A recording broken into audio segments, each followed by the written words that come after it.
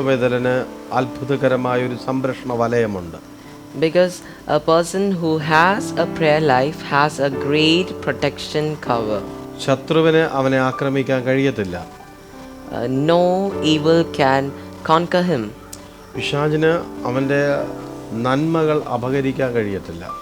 No devil can loot the blessings of that person. പ്രാർത്ഥിക്കുന്നതനുസരിച്ച് അദൃശ്യമായ ഒരു അഗ്നി മതിൽ ആ ഭക്തന്റെ വീട്ടിന്റെ ചുറ്റും അവന് ചുറ്റും രൂപപ്പെട്ടു വരും. As we pray, we will be having a great wall of fire where we are protected by the grace of God. അതുകൊണ്ട് തന്നെ പിശാചിന് അവന്റെ അടുക്കൽ വരാനോ അവനെ ആക്രമിക്കുവാനോ കഴിയത്തില്ല. ദൈവത്തിന്റെ പരിശുദ്ധ നാമം മഹിമപ്പെടുമാറാകട്ടെ. Praise the Lord, glory to the name of God. ഈ നല്ല ദിവസത്തിൽ നിങ്ങളോടൊപ്പം ദൈവവചനത്തിൽ നിന്നുകൊണ്ട് ശുശ്രൂഷിക്കുവാൻ കർത്താവ് ഞങ്ങൾക്ക് തന്ന നല്ല ഭാഗ്യത്തിനായി ഞങ്ങൾ ദൈവത്തെ മഹത്വപ്പെടുത്തുന്നു. We glorify the name of God because God has given us another opportunity to stand on the word of God and to deliver his great scriptures to you.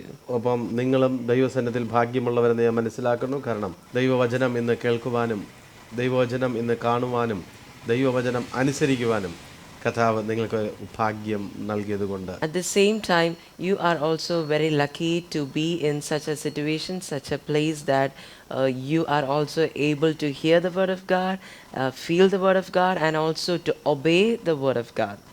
അത് നമ്മുടെ ഓരോരുത്തരുടെയും ജീവിതത്തിൽ ഒരു അനുഗ്രഹമായി തീരും എന്നുള്ളതിന് സംശയമില്ല. There is no doubt regarding that the word of God is going to be a blessing in our life. നമ്മൾ ഒത്തിരി പഠിക്കുക എന്നുള്ളതല്ല, ഒരല്പമാണ് വചനത്തിൽ നിന്ന് പഠിച്ചാലും അത് വളരെ അധികം അനുഗ്രഹമായിരിക്കും. It is not based on the quantity of the word of God. It is based on how we are going to accept the word of God, even if it is a very little amount. കാരണം ദൈവവചനത്തിന് അത്രത്തോളം ശക്തിയും പ്രാതിനിധ്യം ഉള്ളതുകൊണ്ട് ഒരു അല്പം മതി, അത് നമ്മെ രൂപാന്തരപ്പെടുത്തും. Because the word of God is so powerful, therefore a small piece of word of God is very powerful in our life. അതൊരു വിത്തിനോട് സാമ്യപ്പെടുത്തിയാണ് കർത്താവ് നമ്മളെ പഠിപ്പിച്ചിട്ടുള്ളത്. But the Lord has taught us the word of God by comparing it to a seed. ഒരു വിത്തിനെ സംബന്ധിച്ചിടത്തോളം അത് കാഴ്ചയിൽ വളരെ ചെറുതാണ് എങ്കിലും അതിനനുയോജ്യമായ മണ്ണും വളവും വെള്ളവും ലഭിക്കുന്നുവെങ്കിൽ അത് വലിയൊരു വൻമരമായി തീർന്ന് അനേകർക്ക് തണൽ കൊടുക്കും. When we look at a seed, we can see that it is very small, but if we give the proper fertile, proper water, proper soil, then we will be able to see a very immense large tree from that small seed. അതുകൊണ്ടാണ് കർത്താവ് കടുകുമണിയോളം വിശ്വാസമുണ്ട് എങ്കിൽ എന്ന് കർത്താവ് പറഞ്ഞത്. That is why Jesus told, if you have a faith of like a mustard seed. വളരെ ചെറിയൊരു വിത്താണ് കടുകുമണി, പക്ഷെ വലിയൊരു മരം അതിൽ നിന്ന് ഉണ്ടാകും. A mustard seed is comparatively very small, but it has a potential to become a large, immense tree. യേശു കർത്താവിൻ്റെ വചനത്തിന് ഒത്തിരി ആൾക്കാർക്ക് തണൽ കൊടുക്കാൻ കഴിയും. The word of God can give shade to a lot of people. യേശുവിൻ്റെ വചനത്തിന് സൗഖ്യമാക്കാൻ കഴിയും. The word of God can heal people. യേശുവിൻ്റെ വചനത്തിന് അത്ഭുതങ്ങൾ ചെയ്യാൻ കഴിയും. The word of God can do miracles. ആ വചനത്തിലേക്കാണ് നമ്മൾ പോകുന്നത്. And now we are going to that word of God. വിശുദ്ധ ലൂക്കോസ് സുവിശേഷം 18-ാം അധ്യായം അതിൻ്റെ 1 മുതൽ നമ്മൾ വായിക്കുമ്പോൾ, When we go to the Gospels of Luke, chapter 18, verse 1, മടുത്തു പോകാതെ എപ്പോഴും പ്രാർത്ഥിക്കണം എന്നുള്ളതിന് അവൻ അവരോട് ഒരു ഉപമ പറഞ്ഞു. he has spoke about a parable in which he says that we need to pray every time. പ്രാർത്ഥന ഒരു ആത്മീക ജീവിതത്തിൻ്റെ ജീവശ്വാസമാണ്. Prayer is a living breath for a spiritual man. പിശാചിനൊരു അല്പം പോലും ഇഷ്ടപ്പെടാണ്ടിരിക്കുന്നത് പ്രാർത്ഥനയാണ്. Satan dislikes the prayer the most. കാരണമുണ്ട്, പ്രാർത്ഥിക്കുന്ന ഒരു ദൈവവേദനന് അത്ഭുതകരമായൊരു സംരക്ഷണ വലയമുണ്ട്.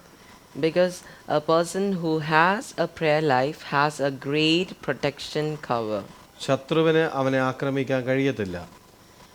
No evil can conquer him. പിശാചിന് അവൻ്റെ നന്മകൾ അപഹരിക്കാൻ കഴിയത്തില്ല. No devil can loot the blessings of that person.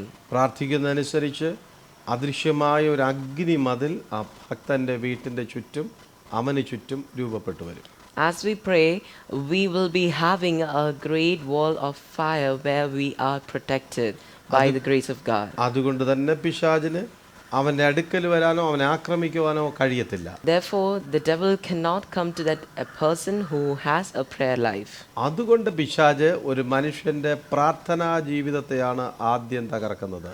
Therefore, devil always try to break the prayer life of a spiritual man. ഒത്തിരി ആൾക്കാരുമായി സംസാരിച്ചതുകൊണ്ടും ഇടപെട്ടതുകൊണ്ടും എനിക്ക് മനസ്സിലാക്കാൻ കഴിയുന്നത് അനേകരുടെ പരാജയത്തിന് തൊട്ട് മുൻപ് സംഭവിക്കുന്നത് അവരുടെ പ്രാർത്ഥനാ ജീവിതം താറുമാറായി പോകും.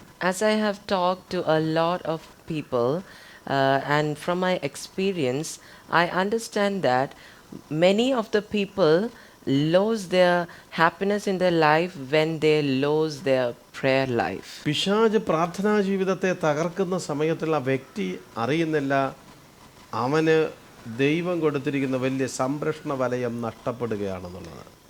A person is not knowing when devil breaks the prayer life of that particular person, and he is not also knowing that he is going to lose the happiness that he has in a life when devil is breaking his prayer life. ഒരു പ്രാർത്ഥനാ ജീവിതമില്ലാതെ ഒരിക്കലും നമുക്ക് മുൻപിലേക്ക് ഗമിക്കാനായി കഴിയത്തില്ല. Without having a prayer life, we cannot move forward. പ്രാർത്ഥനയെ സംബന്ധിച്ചിടത്തോളം ചെറിയവരെന്നോ വലിയവരെന്നല്ല എല്ലാവരുടെ പ്രാർത്ഥനകളും ദൈവം വ്യക്തമായി ശ്രദ്ധിക്കാറുണ്ട്. In fact, God does not has any differentiation in the prayer. That is, this prayer is from a low level person. This prayer is from a high level person. There is no differentiation in God's presence. In case of prayer, God listens to all people's prayer. പിതാവായ ദൈവം യേശു കർത്താവിൻ്റെ രാത്രിയിലും പ്രഭാതത്തിലും സന്ധ്യയ്ക്കുമുള്ള എല്ലാ പ്രാർത്ഥനകളും ശ്രദ്ധിച്ചു. The Father God has listened to the prayer by His Son Jesus Christ in morning, in the noon, in the night, every time. അതുപോലെ തന്നെ യേശു കർത്താവ് ക്രൂശിൽ കിടന്ന കള്ളൻ്റെ പ്രാർത്ഥന വളരെ വ്യക്തമായി ശ്രദ്ധിക്കുക മാത്രമല്ല അവന് പർദീസയിലൊരു ഓഹരി കൊടുക്കുകയും ചെയ്തു. Like that, Jesus has also heard the prayer by the robber who was on the cross near to him, and he has also promised a place in paradise. അതെ, ഏറ്റവും ആത്മീകത്തിൽ ഉയരത്തിൽ നിൽക്കുന്ന ആളിൻ്റെ പ്രാർത്ഥനയും ഏറ്റവും ആത്മീകത്തിൽ ഏറ്റവും താഴെ കിടക്കുന്ന ആളുടെ പ്രാർത്ഥനയും വ്യക്തമായി കേൾക്കുന്നൊരു ദൈവം നമുക്കുണ്ട്. We have a God who listened to the prayer delivered by a very spiritually developed person, as well as he hears the prayer by a newborn spiritual man. ഇതിൽ നിന്ന് തന്നെ മനസ്സിലാക്കുവാൻ കഴിയുന്നത് പ്രാർത്ഥന എല്ലാവർക്കും ചെയ്യാനുള്ള സ്വാതന്ത്ര്യമുണ്ട്. From this, we can understand that God has given the permission to conduct the prayer regardless of any distinctive features. നിങ്ങളൊരു കുടുംബനാഥനായിരിക്കാം, നിങ്ങൾക്ക് പ്രാർത്ഥിക്കാൻ അറിയത്തില്ല, അതുകൊണ്ട് എൻ്റെ ഭാര്യയും കുഞ്ഞുങ്ങളും പ്രാർത്ഥിക്കും എന്ന് നിങ്ങൾ ചിന്തിക്കരുത്. If you are the governor of your house, don't think that I don't know to pray and my wives and children will pray. That is not the thing that God's word is telling us. പ്രാർത്ഥന നമ്മൾ അറിയണമെന്നില്ല. നമുക്ക് അറിയാവുന്ന വിധം പ്രാർത്ഥിച്ചാലും അതിനെ വ്യാഖ്യാനിച്ച് മനസ്സിലാക്കാനുള്ള ഒരു ദൈവമാണ് നമ്മുടെ ദൈവം. Even if we don't have a great knowledge about prayer, what we pray with our lackness of knowledge can be interpreted by God. That is the specialty of our God. അതുകൊണ്ട് തന്നെ നമുക്ക് എല്ലാവർക്കും നമുക്ക് അറിയാവുന്ന വിധത്തിൽ പ്രാർത്ഥിച്ച് ദൈവസന്നിധിയിൽ ബലം പ്രാപിക്കാം. Therefore, we can pray to the God by in such a mean that we know, so that God will hear our prayer. വിശുദ്ധ ബൈബിളിൽ ലൂക്കോസ് സുവിശേഷം 18-ാം അധ്യായം 1-ാം വാക്യം നമ്മൾ ഇങ്ങനെയാണ് വായിച്ചത്, മടുത്തു പോകാതെ എപ്പോഴും പ്രാർത്ഥിക്കണം. In the Bible, the Gospel of Luke chapter 18 verse 1, we read that out always to prayer. മടുത്തു പോകാതിരിപ്പാൻ അവനൊരു ഉപമ പറഞ്ഞു. And he has also told a parable to make sure that we are praying every time. ദൈവത്തെ ഭയവും മനുഷ്യനെ ശങ്കമില്ലാത്തൊരു ന്യായാധിപൻ ഒരു പട്ടണത്തിൽ ഉണ്ടായിരുന്നു എന്ന് ബൈബിൾ എഴുതിയിരിക്കുന്നു. In the Bible, it is written that there was in a city a judge who feared not God and regarded not man. ഒപ്പം ഒരു വിധവയും ഉണ്ടായിരുന്നു. At the same time, there was a widow. എല്ലാ ദിവസവും ആ വിധവ അവനെ ചെന്ന് ആശ്രയിക്കും. Every day, this widow used to depend on this judge. എന്നേക്ക് ന്യായം പാലിച്ചു തരണം, ന്യായം പാലിച്ചു തരണം. Oh Lord, please give me a good judgment. Please give me a good judgment. That was the request given by widow every time. കുറേ ആവർത്തിച്ചിട്ടും അവനത് ചെയ്തു കൊടുത്തില്ല. പക്ഷെ വിധവ നിർത്തിയില്ല, നിരന്തരം അവൾ ആവശ്യപ്പെട്ടുകൊണ്ടിരുന്നു. The widow used to request a lot of time, but the judge didn't mind. But again and again, the widow tried to get a judgment. ആ ന്യായാധിപൻ മനുഷ്യനെ ശങ്കയുമില്ല, ദൈവത്തെ ഭയവുമില്ല. പക്ഷെങ്കിലും ഈ വിധവ അസഹ്യപ്പെടുന്ന നിമിത്തം ഒടുവിൽ ന്യായം പാലിച്ചു കൊടുത്തു. The judge not feared God, not feared any man, yet he had to give a judgment when the widow asked again and again, when it was felt like an irritation. ദൈവത്തെ പേടിച്ചിട്ടല്ല ചെയ്തത്, മനുഷ്യനെ പേടിച്ചിട്ടുമല്ല. പക്ഷേ അസഹ്യപ്പെടുത്തിയപ്പോൾ അവനത് ചെയ്തു കൊടുത്തു. The judge didn't took this step in the base of that he has a fear of God or he fear any man. It is not like that. He gave the judgment when he was irritated a lot. അങ്ങനെയാണെങ്കിൽ നമ്മുടെ ദൈവം എത്രത്തോളം നമ്മുടെ പ്രാർത്ഥന കേൾക്കും? If it is so, then how much does our God hear our prayer? ഒരു സാധാരണ മനുഷ്യൻ നിരന്തരം മുട്ടിക്കൊണ്ടിരുന്നപ്പോൾ മറ്റൊരാൾ അതിനെ ന്യായം പാലിച്ചു കൊടുത്തുവെങ്കിൽ നമ്മൾ മടുത്തു പോകാതെ എത്രത്തോളം ദൈവത്തോട് പ്രാർത്ഥിക്കുന്നുവോ അത്രത്തോളം നമുക്ക് അനുഗ്രഹം ലഭിക്കും. When an ordinary woman asked again and again, then that ordinary person agreed to her request. If it is so, then our God will hear our prayer if we ask again and again every time. പ്രാർത്ഥനയിൽ പലപ്പോഴും ഒരു പരിധി കഴിയുമ്പോൾ മടുത്തു പോകുന്നവരാണ് സാധാരണക്കാർ. We all faint in our prayer life after a limit. പക്ഷെ ദൈവമക്കൾ മറക്കരുത്, എത്ര പ്രാവശ്യം നിങ്ങളൊരു വിഷയം പ്രാർത്ഥിച്ചു എന്നുള്ളത് നിങ്ങൾക്ക് ഓർമ്മയിൽ കാണത്തില്ല. പക്ഷെ ദൈവസന്നിധിയിൽ കൃത്യമായിട്ട് അത് നോട്ട് ചെയ്തിട്ടുണ്ട്. But today, dear children of God, you should recognize one thing, that even if you may not know that how many times you pray for a particular problem, but God knows how many times specifically that you have requested Him regarding that subject. ഇവിടെ കർത്താവ് തന്നെ നമ്മളെ പഠിപ്പിക്കുന്നൊരു ഭാഗമുണ്ട്. ആ സ്ത്രീ ന്യായാധിപനെ അസഹ്യപ്പെടുത്തി, അപ്പോഴാണ് മറുപടി വന്നത്. Here God has taught that that widow has irritated the judge to get a response from him. അതിൽ നിന്ന് തന്നെ നമുക്ക് മനസ്സിലാക്കുവാൻ കഴിയുന്നു, നാമും എത്രത്തോളം കർത്താവിനോട് ആവശ്യപ്പെട്ടുകൊണ്ടിരിക്കുവോ അതിനനുസരിച്ചൊരു മറുപടി വരും. From that we can understand that how much we pray, how much we request, we will get a response accordingly. അങ്ങനെയാണെങ്കിൽ ഒരു ദിവസം കൊണ്ടോ 2 ദിവസം കൊണ്ടോ നമ്മുടെ പ്രാർത്ഥന നിർത്തരുത്. നമുക്ക് മറുപടി കിട്ടുന്നതുവരെയും ആവശ്യപ്പെട്ടുകൊണ്ടിരിക്കണം. If it is so, don't stop praying for the subject that you have been looking for. You have to pray again and again to that point that when you get a response from the heaven. ഒരുപക്ഷെ നോക്കി നിൽക്കുന്നവരും കണ്ടു നിൽക്കുന്നവരും ഇനി അത് നടക്കത്തില്ല എന്ന് പറഞ്ഞ് നമ്മൾ നിരുത്സാഹപ്പെടുത്താൻ സാധ്യതയുണ്ട്. Sometimes the people who see you, who knows you, may demotivate you to prayer, but you should have to pray. അപ്പോൾ നിങ്ങൾ മനസ്സിലാക്കണം, എൻ്റെ പ്രാർത്ഥന കേൾക്കുന്നൊരു ദൈവമുണ്ട്. ഞാൻ എത്ര പ്രാവശ്യം അപേക്ഷിക്കുന്നു അതെല്ലാം ഓർമ്മിച്ച് വെച്ചിട്ടുള്ള ഒരു ദൈവമുണ്ട് എന്ന് വിശ്വാസത്തോടെ വീണ്ടും നിങ്ങൾ പ്രയർ ചെയ്യണം. At that time, you should know that I have a God who will hear my prayer, and He is hearing my prayer, so I will pray again and again. You should take a decision for that. പിശാചിൻ്റെ ഏറ്റവും വലിയൊരു ആയുധമാണ് നിരാശ, അല്ലെങ്കിൽ നമ്മുടെ പ്രതീക്ഷ നഷ്ടപ്പെടുത്തി കളയുക.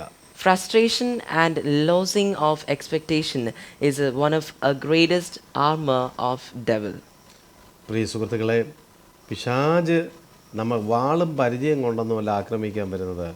പലപ്പോഴും നമുക്ക് കണ്ടുപിടിക്കാൻ കഴിയാത്ത മനസ്സിനകത്ത് നിരാശ പോലെയുള്ള ക്ഷീണങ്ങൾ കൊണ്ടിട്ടാണ് ശത്രു നമ്മളെ ജയിക്കുന്നത്. Devil won't attack us using physical weapons. Rather, he uses invisible weapons that we may not see or hear, but it will give an effect on our life unknowingly, like of a frustration. അത് നാം മനസ്സിലാക്കണം. നമ്മുടെ പ്രതീക്ഷ നഷ്ടപ്പെട്ടാൽ എല്ലാം പോയില്ലേ? So that we have to understand that if we lose our expectation, then everything is lost. അത് നമ്മുടെ വിശ്വാസവും നഷ്ടപ്പെട്ടു പോകാൻ സാധ്യതയുണ്ട്. There is a chance to even lose our faith. അപ്പോൾ ഒരു സ്റ്റെപ്പ് പ്രെയർ ചെയ്തിട്ട് നടക്കാണ്ട് വരുന്ന സമയത്തിൽ വളരെ വേഗത്തിൽ പുറകിലേക്ക് പോകുമ്പോൾ മനസ്സിലാക്കണം, ശത്രു അറ്റാക്ക് ചെയ്തു എന്നാണ് നിങ്ങൾ മനസ്സിലാക്കേണ്ടത്. So that today you need to know that if you have lost a step of prayer backward, then you will be experiencing a great effect, a great backward effect in your life, and you should resume the prayer at that time. ദൈവഹിതപ്രകാരമുള്ളൊരു subject ആണെങ്കിൽ നിങ്ങൾ തോറ്റു പിന്മാറരുത്, മുട്ടിക്കൊണ്ടേയിരിക്കുക. If your subject of prayer is according to the will of God, you should not stop, you should try again and again. കർത്താവ് പറയുന്നത് മുട്ടുവിൻ എങ്കിലേ തുറക്കപ്പെടത്തുള്ളൂ. God says that knock, then only the door will be open to you. നീ അതുവഴി പോയെന്ന് വെച്ചോണ്ട് door തുറക്കണമെന്നൊന്നുമില്ല. If you go near to the door or nearby the door will not be open. മുട്ടി വിളിക്കാൻ നിനക്ക് മനസ്സുണ്ടെങ്കിൽ ഡോർ തുറക്കും. If you have a mentality to knock on that door, the door will be open. കർത്താവ് മറ്റൊരു സ്ഥാനത്തും ഒരു ഉപമ ഇങ്ങനെ പഠിപ്പിച്ചു. അർദ്ധരാത്രിയിൽ ഒരു സ്നേഹിതൻ മുട്ടി വിളിച്ചപ്പോൾ സാഹചര്യം വിപരീതമാണെങ്കിലും ഡോർ തുറന്നു. The Lord has also told us about another parable in another area. It was regarding that a friend of a person was knocking on a door continuously, and that friend was in such a situation that he cannot skip that knock. തൻ്റെ കുഞ്ഞുങ്ങൾ തൻ്റെ കൂടെയുണ്ട്, തനിക്ക് അർദ്ധരാത്രിയിൽ എഴുന്നേൽക്കാൻ കഴിയത്തില്ല. പക്ഷേങ്കിലും സ്നേഹിതൻ മുട്ടിക്കൊണ്ടിരുന്നപ്പോൾ അവൻ എഴുന്നേറ്റ് വന്ന് അവൻ്റെ ആവശ്യം നിവർത്തീകരിച്ചു കൊടുത്തു. My children is beside me, they are laying, so I am not in a position to open the door, but he had to open when that friend was knocking. അങ്ങനെയാണെങ്കിൽ സഹോദരങ്ങളെ, നിങ്ങളും ദൈവസന്നിധിയിൽ മുട്ടിക്കൊണ്ടിരിക്കുക. If it is so, dear children of God, you should also resume and try again and again to knock on the door. മടുത്തു പോകാതെ പ്രാർത്ഥിക്കുക. Don't faint in our prayer. നമ്മുടെ ദൈവം അനീതിയുള്ള ന്യായാധിപനല്ല. Our God is not a judge who give judgment on evil. നീതിമാനായ ദൈവമാണ്. He is a holy God. അനീതിയുള്ള ന്യായാധിപൻ വിധവയുടെ അഭ്യർത്ഥന മാനിച്ച് ന്യായം പാലിച്ചുവെങ്കിൽ നീതിമാനായ ദൈവം നമുക്ക് വേണ്ടിയിട്ട് എത്രയധികം ചെയ്യും. If a non-righteous judge has given a good judgment when the widow tried again and again on him, then how much will our God will give a good judgment, because he is a judge of righteousness. ദൈവഹിതമുള്ള ഒരു വിഷയമാണെങ്കിൽ ഇന്നു മുതൽ കർത്താവിനോട് അപേക്ഷിച്ചു കൊണ്ടേയിരിക്കുക. If your subject of prayer is according to the will of God, from today onwards, we have to start again to give our prayer to the God's presence. ഒരു ദിവസം 10 പ്രാവശ്യമെങ്കിലും പറയുക. You should say, or you should ask for that subject at least 10 times a day. അനുഭവത്തിലൂടെ ഒത്തിരി പറയുവാൻ എനിക്കും കഴിയും. He also have a lot of things to say from his experience. കാലങ്ങൾക്ക് മുമ്പും വർഷങ്ങൾക്ക് മുമ്പും ദൈവസന്നിധിയിൽ ആവർത്തിച്ച് മുട്ടിക്കൊണ്ടുന്ന വിഷയങ്ങൾ പിന്നത്തേതിൽ ആ വാതിൽ തുറക്കുന്നത് എനിക്ക് കാണുവാനായി കഴിഞ്ഞിട്ടുണ്ട്. The servant of God could see a lot of results in his life when he tried again and again, when he knocked again and again for different subjects in his life. ഇനി നടക്കത്തില്ല എന്ന് പറഞ്ഞ വിഷയങ്ങൾ നിങ്ങൾ തിരിച്ചെടുക്കണം. ദൈവഹിതമുള്ളതാണെങ്കിൽ തീർച്ചയായും ദൈവത്തോട് കരഞ്ഞ് പ്രാർത്ഥിക്കുക. It is not going to be fulfilled ever if we have thought that it is never going to happen in any subjects of prayer in our life. If it is according to the will of God, today we have to get it back to our life, and we have to ask again and again. നമ്മുടെ ദൈവം ന്യായത്തിൻ്റെ ദൈവമാണ്.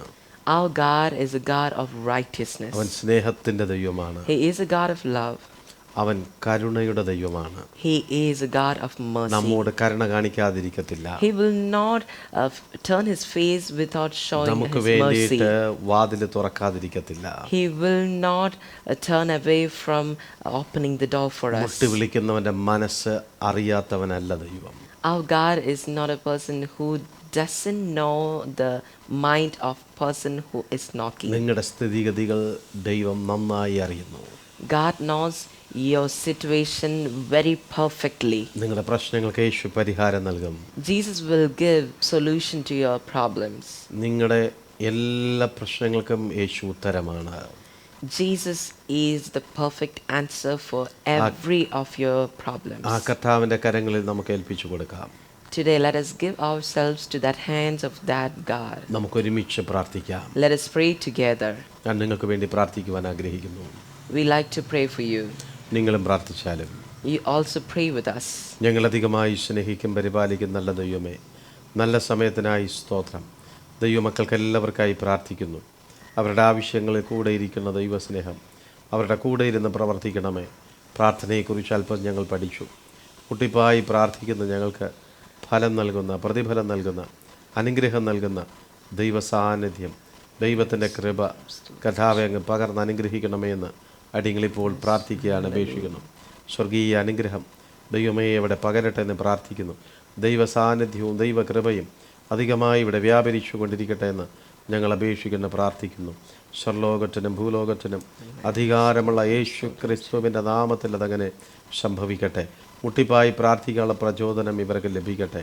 ക്ഷീണിച്ചു പോകാതെ, മടുത്തു പോകാതെ നന്നായി പ്രാർത്ഥിക്കുവാൻ ദൈവം കൃപ കൊടുക്കും. ഒപ്പം അവരുടെ പ്രാർത്ഥനാ വിഷയങ്ങൾക്ക് മറുപടി കൊടുത്ത് ദൈവം അവരെ അനുഗ്രഹിക്കണം.